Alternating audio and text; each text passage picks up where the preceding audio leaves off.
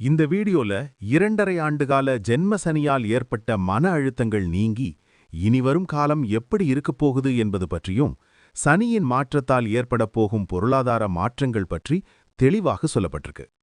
குருநாதர் கோரக்கர் சித்தர் மற்றும் அன்னை வாலைத்தாயின் உத்தரவால் சொல்லப்படும் ராசி பலன் இது. வீடியோவை ஸ்கிப் பண்ணாம பாருங்க. அனைவருக்கும் வணக்கம். கடந்த 2½ வருஷமா உங்க வாழ்க்கையை நீங்க கொஞ்சம் திரும்பி பாருங்க. ஜென்மசனி உங்களை என்ன பாடுபடுத்தியிருப்பார்?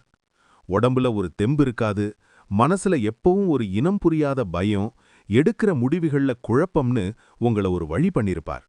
தூக்கமில்லாத ராத்திரிகள், உழைப்புக்கு கிடைக்காத மரியாதை, சொந்தக்காரங்க மத்தியில தனிமைப்படுத்தப்பட்டதுன்னு பல வழிகள்ல போராட்டத்தை அனுபவிச்சிருப்பீங்க. எப்பவுமே ஒருவித சோர்வு, நமக்கு ஏன் இப்படி நடக்குதுங்கிற விரக்தி கலந்த உணர்வு இருந்திருக்கும். ஒரு தேக்க நிலை உங்களை முடக்கி வச்சிருக்கும். ஆரோக்கியத்துல அடிக்கடி அச்சுறுத்தல், வேலையில தேவையற்ற நெருக்கடிகள்னு பயப்படுவ அளவுக்கு சிலருக்கு அலைச்சல்கள் இருந்திருக்கும். ஒரு வழியா இப்போ அந்த ஜென்மசனி முடியுது. ஆனா அடுத்ததா வர்றது பாதசனி. பாதசனின்னா ஐயோ, 7½ சனியில இதுவும் ஒரு கஷ்டமான காலமாச்சே, மறுபடியும் பணக்கஷ்டம் வருமோ அப்படின்னு பயப்பட வேண்டாம். 2ஆம் இடம் என்பது தனஸ்தானம், வாக்குஸ்தானம் மற்றும் குடும்பஸ்தானம். ஜென்மசனியில உங்க உடம்பையும் மனசையும் சோதிச்ச சனி பகவான் இப்போ உங்க வார்த்தையையும் சேமிப்பையும் கவனிக்க சொல்லப் போறார். கும்பராசிக்கு சனி பகவான் ராசி அதிபதியாகவும் இருப்பதால் அவர் 2ஆம் இடத்திற்கு செல்வது உங்களை நிதானப்படுத்த போறார். இது உங்களை முடக்க வர்ற காலம் இல்ல, உங்களை ஒரு பொறுப்பான குடும்பத் தலைவரா மாற்ற போற காலம். உங்க பேச்சால யார் காயப்படுறாங்க, உங்க குடும்பத்தோட பொருளாதார நிலையை எப்படி உயர்த்தலாம்னு தெரிய வச்சு உங்களுடைய வாக்கு வன்மைய உலகத்துக்கு காட்டப் போறார். சரி, இந்த பாதசனிய எப்படி உங்களுக்கு சாதகமா மாத்திக்கலாம்? வாங்க தெளிவா பார்க்கலாம். இதுவரைக்கும் நீங்க நம்ம சேனலை சப்ஸ்கிரைப் பண்ணாம பாக்குறீங்கன்னா சப்ஸ்கிரைப் பண்ணி பக்கத்துல இருக்கிற பெல் ஐகானை ஆன் பண்ணிக்கோங்க. வாக்கிய பஞ்சாங்கப்படி சனி பகவான் வருகிற மார்ச் மாதம் 6ஆம் தேதி, அதாவது மாசி 22 அன்னைக்கு கும்பராசியிலிருந்து மீன ராசிக்கு பெயர்ச்சியாகிறார்.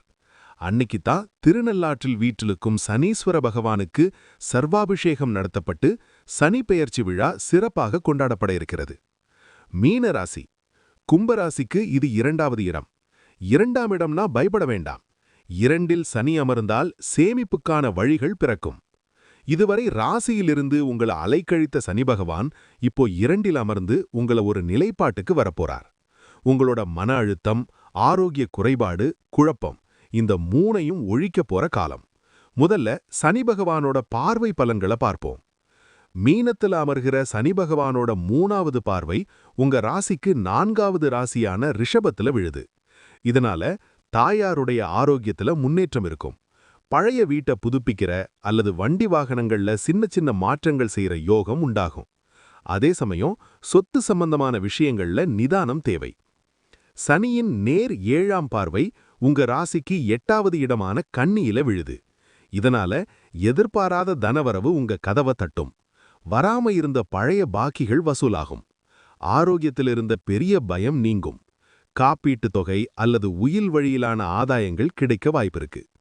சனியின் 10ஆவது பார்வை உங்க ராசிக்கு 11ஆவது இடமான தனுசுல விழுகுது. இதனால உங்களுடைய நீண்டகால ஆசைகள் நிறைவேறும். மூத்த சகோதரர்கள் வழியில ஆதரவு கிடைக்கும். லாபகரமான முதலீடுகள் உங்களை தேடி வரும்.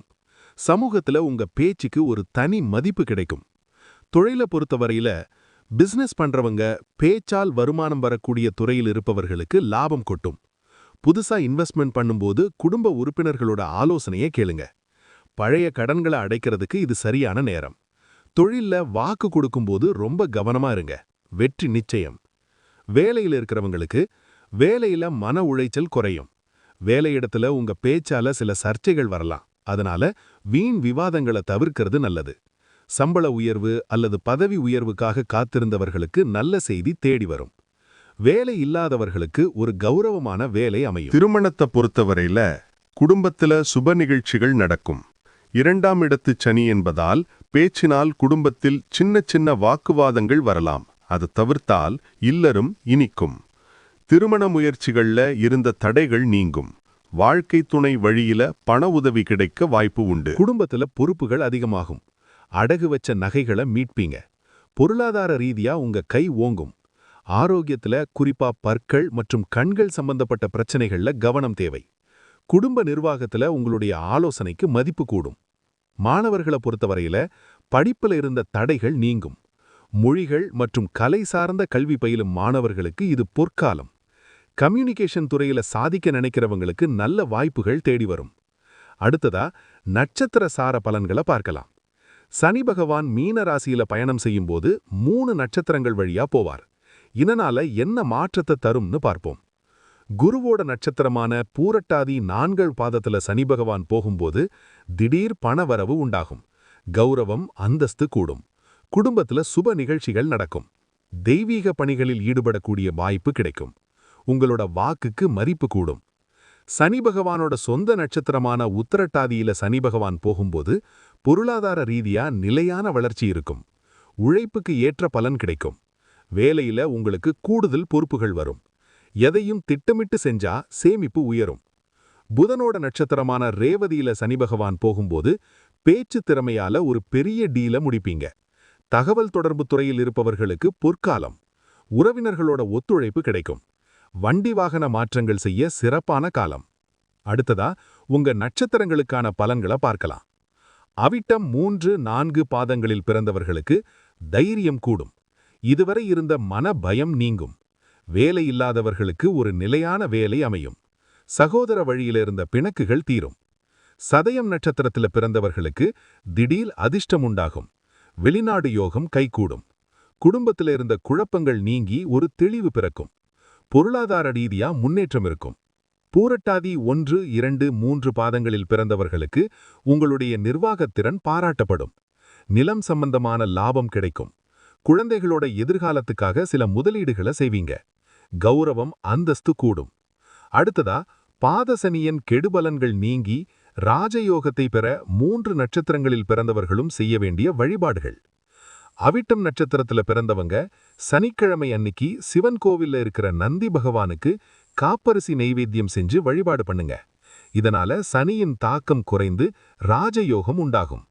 சதயம் நட்சத்திரத்துல பிறந்தவங்க சனிக்கிழமை மாலை நேரத்துல உங்க வீட்டின் அருகில் இருக்கிற ராகுகால துர்க்கை வழிபாட்டை செய்யுங்க. ஒரு முறையாவது நாகப்பட்டினம் மாவட்டம் திருநாகேஸ்வரம் போய் கும்பிட்டுட்டு வாங்க. மிகவும் சிறப்பு.